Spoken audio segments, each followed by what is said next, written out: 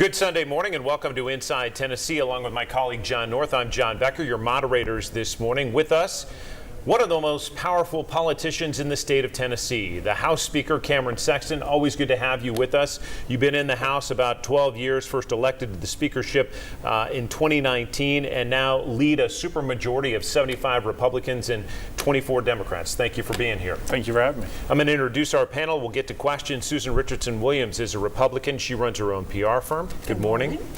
Don Bosch is a Democrat. He runs his own law firm. Good morning. Good morning.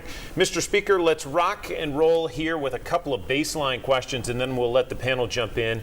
Your biggest success this session is what? Well, I think as far as my biggest success, it was passing 6 weeks paternity leave for teachers in our state. Before, some school systems offer it. Tennessee never allowed it. It's something that was very much needed, and so we're happy to get 6 weeks in for the teachers. Biggest failure?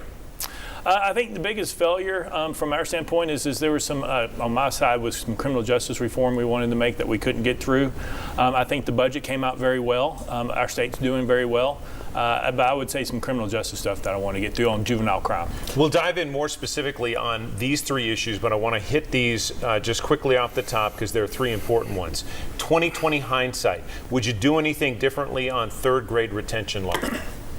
No, I mean, I think this year we amended it a little bit. It's going to take effect next year, not just rely on the TCAP test. But you have to draw the line somewhere, and it's unacceptable for our state to have, since 2010, the data I know of, 64 to 66% of our students not reading proficient in third grade. How about the abortion law? Any 2020 hindsight on changes you would like to see? Well, I'm happy that I was able to help get through at least the life of the mother, preserving the life of the mother in there. I think there's still some more work to do. Hopefully we can get there, but I think we got at least something more than what we had before.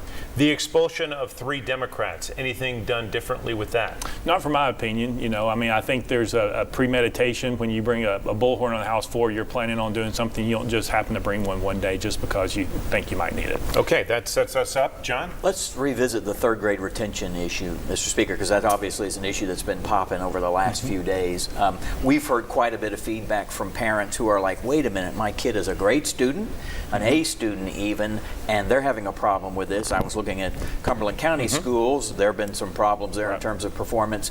Who's to blame here? Where do we point the finger for this? Well, I think you also have to recognize there's I think 6 to 7 school systems in our state that have over 75% of their students proficient. Right. So some are doing it well, some are not, some are at 18%. Right. I think what you're seeing is, and one of the questions is, if I have a student, or if my child is straight A's and they're not proficient in reading, are they really a straight A student? We're assuming they are, but are they really a straight A student? And so I think what this is put in perspective of is we're having these problems not only in reading but also in math, because that's abysmal as well, about you need to be able to read proficiently by third grade, because when you get to fourth grade, guess what? It doesn't go down. When you get to fifth grade, guess what? It doesn't go down. And so this is a problem throughout, and then we're wondering why people aren't ready to go into the workforce, why people, when they go to college, they have to take remedial classes to get in. It all starts in the lower grades. So you've hit on a number of key points, and I wonder, as a result of sort of the revelations, do we, going forward, need to tinker more with some of what you just said, maybe even much earlier intervention when it comes to things like reading? Yeah, I think you'll see that from us going from K first and second grade, and third grade being the benchmark. You don't want to get it when they get to third grade to find out there's a problem. Maybe too late. But I also think there needs to be a parent assessment of their child's ability. And looking just at grades is not the benchmark anymore. I was at Boise State yesterday in Cookeville talking to high school kids who are the brightest of the high school kids across the state who get in there. I had a conversation with 8 of them. I said, how many of y'all being challenged in high school academically? 1. They went to a magnet school. So we need to challenge our kids. They can do more than we're asking them to do, and I think this shows that maybe we've got it reversed. Well, Cameron, following up on that, do you think part of the problem is COVID? Because these kids that were kindergarten, they were out in March of that year. The next 2 years, they basically wore masks. Do you think that could have impacted this particular test and this grade level, or do you think it's just endemic to our state and to our public? Yeah, that's a good question. I think if you go back and you look at the data, 70s, 80s, 90s, we don't have a teacher problem because we've had this problem for so long. So I don't want people blaming the educators for this. This is obviously how we are trying to teach our kids. Because you go back to 2010, we're still at 65% non-proficient in reading. So COVID did increase this to like 72%. So yes, it had an impact. But even if we didn't have COVID, we'd still be sitting in the 60s. And actually, we scored better. We looked at those numbers again, and students actually scored better post-COVID than they did pre-COVID in one section in particular. So it calls into question that line of thinking that the pandemic eroded all kinds of education, and at least in that line, it didn't. I will say, too, that the governor put in literacy summer programs, which have been successful. They've only been in existence 2 years. We funded it fully this year in the funding formula. And so these kids, not all of them are going to be held back. There is a requirement that you go to learning summer school or literacy summer school. You have to go 90% attendance. And then we've seen success. There are some kids who are very below. I think if you look at more intriguing is the school systems and where they are at belowing and not the approaching category. But what separates the great schools from the okay schools is, and there are people who exceed expectations, they run in about the 35%. The other schools all across, or at least in this area, is about 12 to 15%. That's the difference. So, Mr. Speaker, let me change a little bit, and I think the audience, knowing where I come from, might expect that. And I want to go back to a couple of things. First, I would have been pleased if you'd said maybe the greatest accomplishment was you guys got adjourned without doing any more damage to the Republican brand in this state. But that said, I want to go back to the Tennessee 3. Yeah.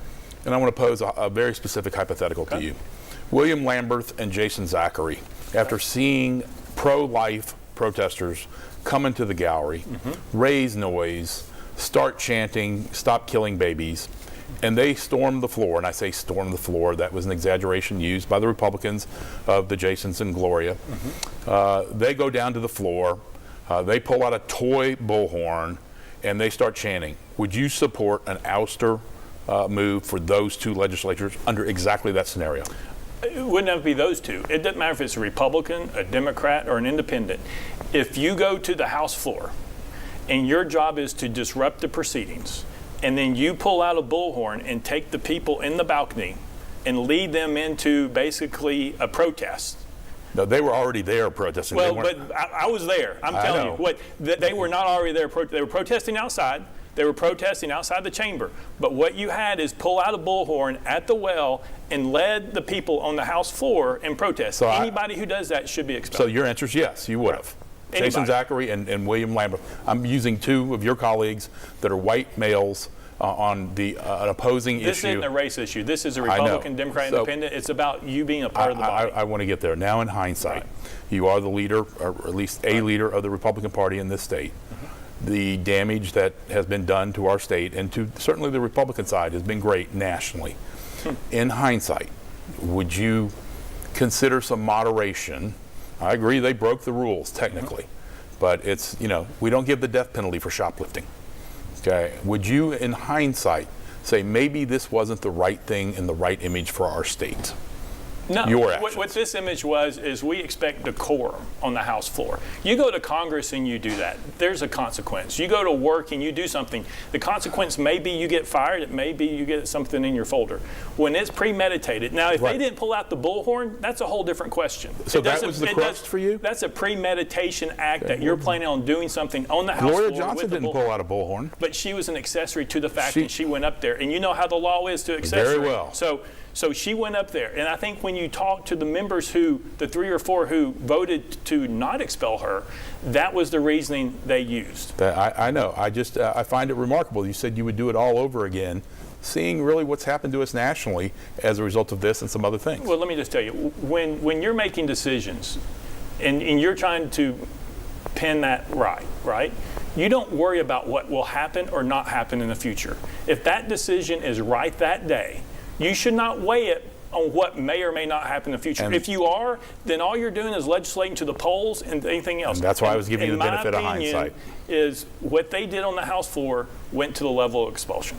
We've got to take a quick break on Inside Tennessee. Back with more with House Speaker Cameron Sexton and our panel right after this.